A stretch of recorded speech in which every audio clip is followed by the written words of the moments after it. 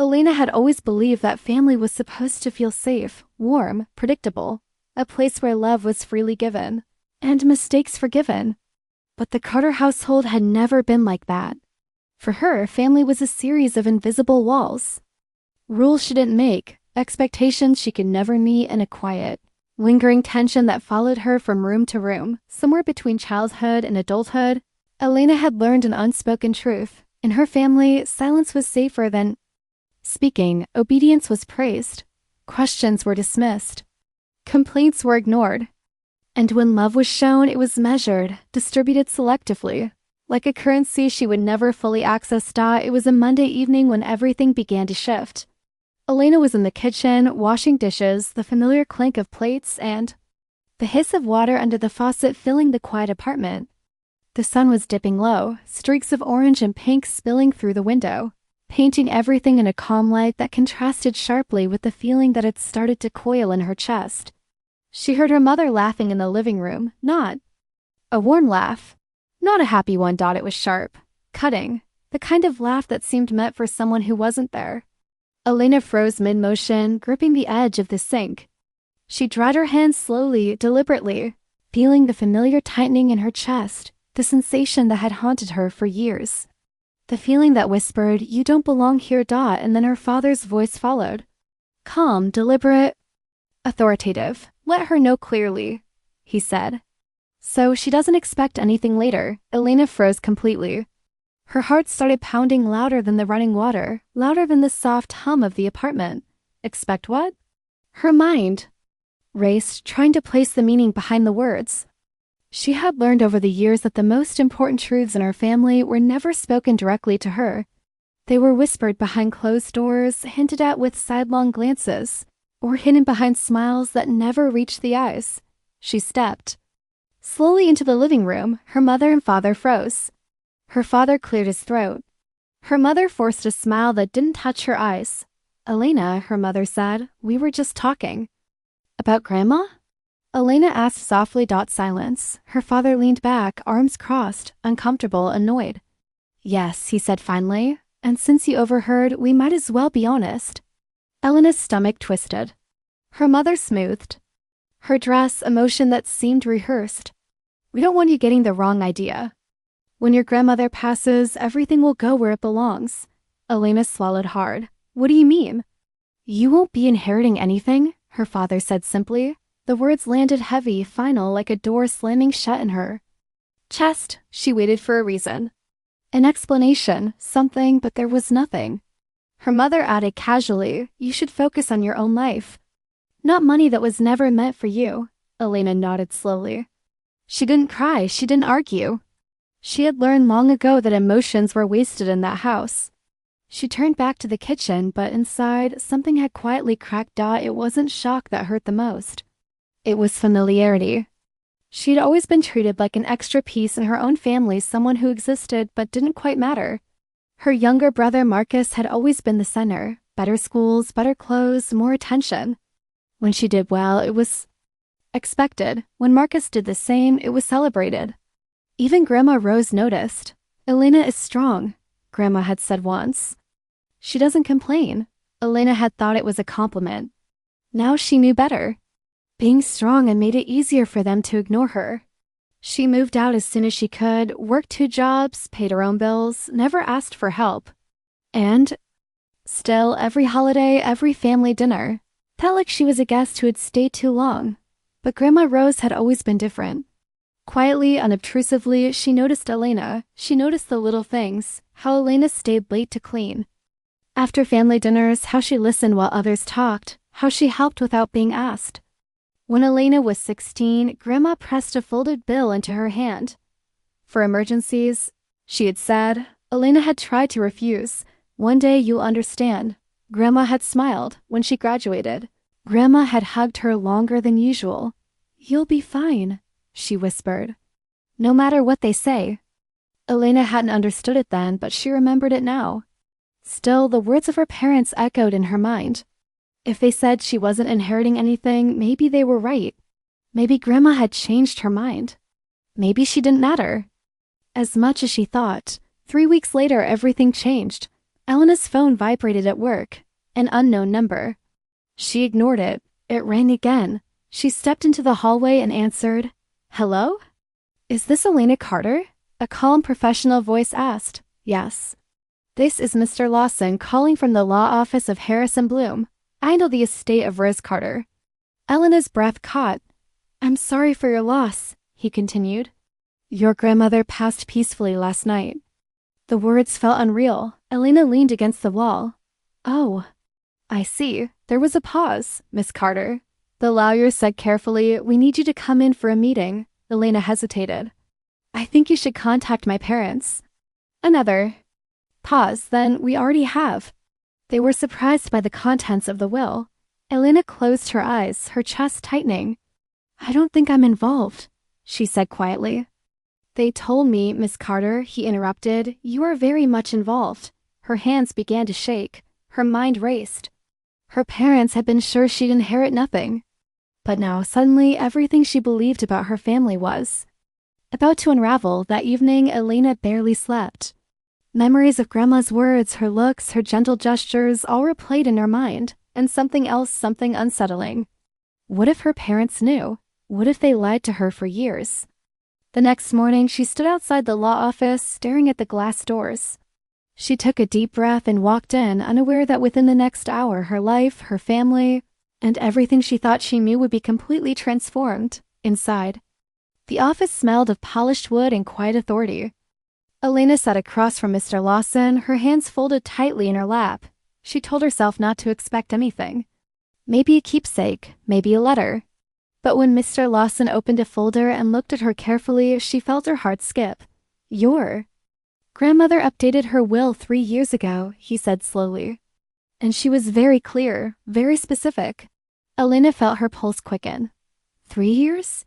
She whispered. "Yes," he continued. "And according to the will, you are the primary beneficiary of Rose Carter's estate." The words seemed to echo in the room. Elena stared at him, speechless. "Primary?" She whispered again. "Yes, the main one." He confirmed that her parents, she realized, were secondary beneficiaries, with conditions they had failed to meet. The room spun slightly as the truth sank in. Grandma had not trusted them. She had trusted Elena. Mr. Lawson slid a document across the table. Properties, investments, accounts, and at the bottom, a number that made her hands tremble. $2.5 million. "They were sure you'd never see this," Mr. Lawson said. Elena felt the weight of every lie, every neglect, every moment she had ever been ignored or dismissed. And in that moment, she realized something profound. This wasn't just inheritance. This was justice. Elena stepped out of the law office into the crisp morning air, her mind still spinning. The city felt louder, sharper, as if the world had shifted while she'd been inside. She held the folder tightly, not wanting to look down at the numbers. Again, afraid that if she did, she might start trembling uncontrollably in public. But the truth had already settled in her chest. Heavy and undeniable. Her phone buzzed. "Mother." She stared at the screen, hesitating. Every instinct told her not to answer. But curiosity, that old pull she had always resisted, made her thumb hover over the green icon. She didn't press it. It rang again, and again. A message followed. "Call me immediately." Then another. "We need to talk." Elena took a slow breath and finally answered. "Elena, sweetheart." Her mother's voice was suddenly sweet, almost too sweet. "Why didn't you tell us you were meeting the lawyer?" Elena felt a flash of disbelief, almost humor. "You didn't tell me Grandma changed her will." She replied calmly. Silence on the other end. Then her father's voice, hurried, anxious. "This is a misunderstanding. We should meet." Elena leaned against her car, the wind tugging at her hair. "No," she said simply. "What do you mean, no?" Her mother snapped. "I mean," Elena said steadily, "you told me I'd inherit nothing. So there's nothing to discuss." Her mother's tone shifted. Cold, sharp. "You don't understand how these things work." Elena allowed herself a small smile. "I do now." She hung up, and for the first time, she felt an unfamiliar clarity. They weren't upset because they loved her. They were upset because they had lost control. And control, she realized, was all they had ever valued. That evening, her parents showed up at her apartment, uninvited. The doorbell echoed and Elena's heart beat faster, but not in fear. She was curious, ready, waiting. This isn't the right time, she said through the door. We raised you. Her mother called loudly. You owe us a conversation. Elena opened the door just enough to peer at them. You raised me, she said softly, but you never chose me. Her. Father's jaw tightened. You think money changes that? No, Elena replied. Truth does. She closed the door. Behind her, the faint click of the lock sounded final, decisive. Her phone buzzed. A text from Mr. Lawson. They have contacted our office. We are prepared. Elena sat on the couch, staring at the wall. She wasn't angry. She wasn't celebrating. She was realizing something far more powerful. Her parents' fear was what gave her strength. They weren't worried about what she knew. They were worried about losing the illusion of control. And this was only the beginning. 2 days later, Elena returned to the law office. This time, she wasn't shaking. She sat straighter, shoulders back, eyes focused. Mr. Lawson greeted her calmly and slid another folder across the table. There's something you need to fully understand, he said. Your grandmother didn't just leave money. She left instructions. Elena nodded. About my parents? Yes, he said. Very clear ones. Your parents were to inherit only if they fulfilled 3 conditions. Elena leaned in. First, Mr. Lawson said, they were required to maintain regular, respectful contact with you. Elena let out a quiet breath. They stopped calling me unless they needed something, she whispered. Second, he continued, they were forbidden from selling or transferring any of your grandmother's property without written approval. Elena's stomach tightened. My father sold the lake house, she said slowly. And third, Mr. Lawson said, they were required to be honest with you about the will. Elena leaned back, absorbing the weight of his words. They failed all 3. She whispered. Yes, he confirmed. Which is why they lost everything. Later that day, Elena drove past the old lake house, the one where summers smelled like warm wood and fresh air. The house her father had claimed he had to sell. She parked across the street, staring at the for sale sign that still stood, mocking the lie they had told for so long. She called Mr. Lawson. They sold it illegally, she said quietly, almost to herself. Yes, he replied calmly. And we're reversing the sale. Elena closed her eyes. That house was hers now. Not because of money, but because truth had finally caught up. That night, her phone buzzed incessantly. Her parents had switched tactics. We made mistakes. We were protecting you.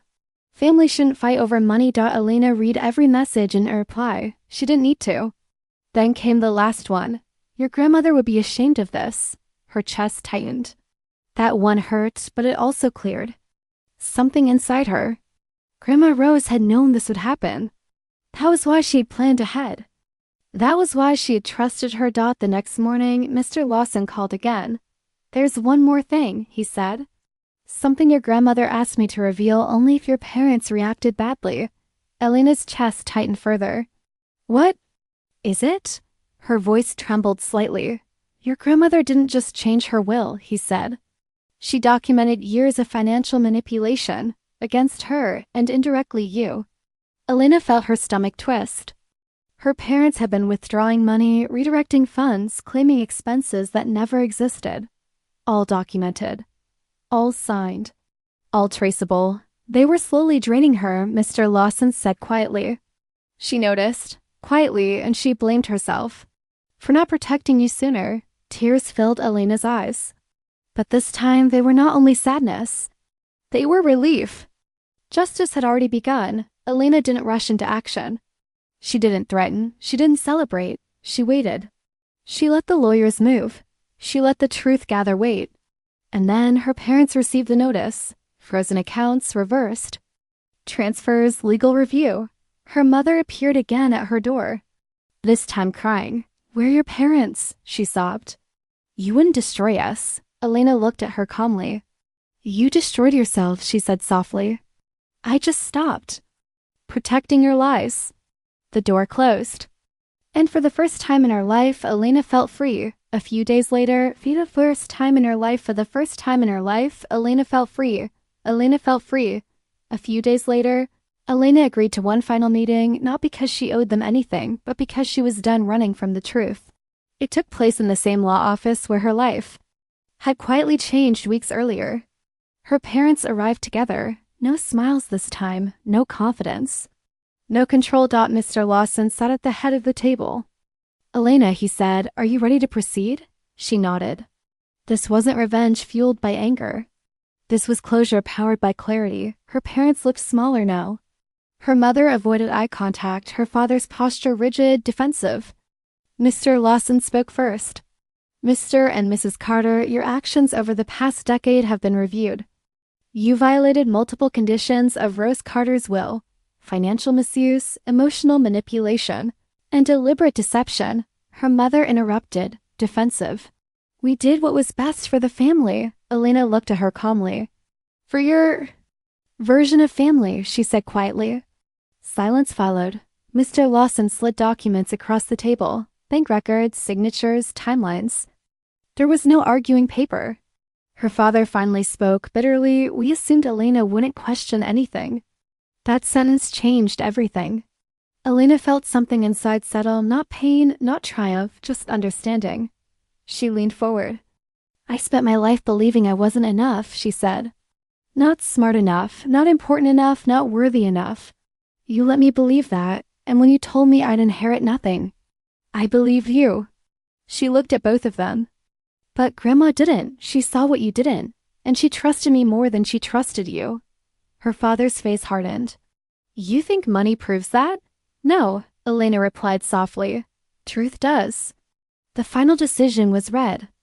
Elena retained full control of the estate. Her parents received nothing. No punishment beyond consequence, no shouting, no drama. Just reality. As they stood to leave, her mother turned back. "Was it worth it?" she asked. "Yes," Elena said softly. "Because I finally stopped shrinking to make you comfortable." They walked out, not angry, just empty. And Elena finally could breathe. Elena stood in the quiet of her apartment after the last meeting, the weight of weeks of tension and revelation slowly lifting from her shoulders. The air felt lighter somehow, as if the city itself had recognized the truth she had always known, and finally made space for it. She walked to the window and looked out, the sun dipping low, painting the skyline in shades of gold and purple. For the first time, she felt a sense of calm, a sense of freedom. She didn't buy flashy cars. She didn't throw parties or announce her victory. That wasn't what this was about. The money, the property, the documents, they were tools, not trophies. She restored the lake house quietly, tending to it as if she were healing an old wound. The rooms once filled with neglect and the weight of lies, now echoed with care and attention. Each repair, each brush of paint was a declaration. Truth and love mattered more than control or greed. Elena began to give back quietly. She donated to causes her grandmother had cared about, organizations that helped the overlooked and underestimated, those who had never been seen or heard. Each small act felt like carrying forward Grandma Rose's quiet justice, a justice that wasn't loud or vindictive, but careful, deliberate, and unshakable. And yet, more than anything, Elena felt light. Not because she had won in the eyes of her parents, the world, or society, but because she had stopped losing herself to them. She had stopped shrinking, silencing, and bending for people who had never truly chosen her. She had reclaimed her own voice, her own worth, her own space in the world. Months later, Elena returned to the lake house again, sitting on the porch as the wind stirred gently through the trees. In her hands, she held Grandma Rose's letter. The paper worn slightly at the edges, the words familiar yet forever powerful. She read it slowly, letting each sentence sink in. Silence is not weakness, it is observation. She smiled softly. Grandma hadn't just given her money. She hadn't just left her a house or an estate. She had given Elena something far greater, clarity. A gift of truth, of self-belief, and the knowledge that being overlooked didn't make her small or unworthy. Elena reflected on the years of being treated as the extra one, the long nights of doubt, the holidays spent feeling invisible, the quiet resilience that had been her constant companion. And she realized something profound. Life wasn't about proving people wrong. It was about seeing yourself clearly, trusting your instincts, and living in alignment with what you knew to be true. The people who had ignored her value, who lived out you alternativas, living in alignment with what you knew to be true. The people who had ignored her value, underestimated her, or tried to control her had done so not because she was unworthy, but because they feared what would happen when she finally recognized her own power. And that recognition, her quiet, unwavering strength, was the truest inheritance of all. Some betrayals are loud. Others are quiet, creeping in over years through neglect, favoritism, and silence. They wear you down, convince you that your worth is smaller than it is. But justice doesn't always arrive as revenge or punishment. Sometimes justice comes as freedom. Elena leaned back, the sun dipping lower, painting the lake house in a warm glow. She didn't need approval, validation, or recognition. She had learned the most important lesson of all, that silence, observation, and patience were not weaknesses. They were her allies. She closed her eyes and let herself feel fully, without restraint, without fear. For the first time, she was living for herself and not for anyone else's expectations. And in that freedom and that truth, she finally understood everything her grandmother had tried to teach her. Life could be unfair. People could be cruel, manipulative, or indifferent. But when you stayed true to yourself, observed quietly, and held on to your integrity, the universe had a way of balancing the scales. Elena smiled, knowing she had finally stopped running from the truth and in doing so, had discovered her greatest inheritance, herself. If you enjoyed this story, don't forget to like this video. Subscribe to the channel for more dramatic, emotional, and suspenseful stories, and click the bell to never miss an update. You can also check out our other videos on betrayal, revenge, and unexpected inheritances. They're full of twists that will keep you hooked until the very end.